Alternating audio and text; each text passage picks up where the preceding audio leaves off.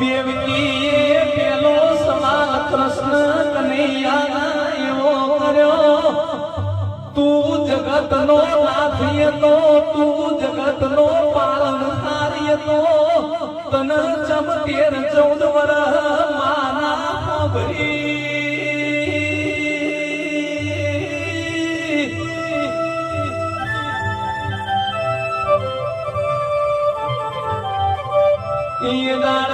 કૃષ્ણ કનૈયો એવું બોલ્યો કે માં મોદોલ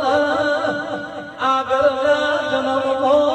રાજા રોમય તો તમે માતા કઈ કહીએ તો તમે મને 14 વર્ષનો વનવાસ આલ્યો તો એટલે તમારા આ જન્મો 14 વર્ષ જેલમાં રહેવું પડ્યું છે. કર્મ કોઈને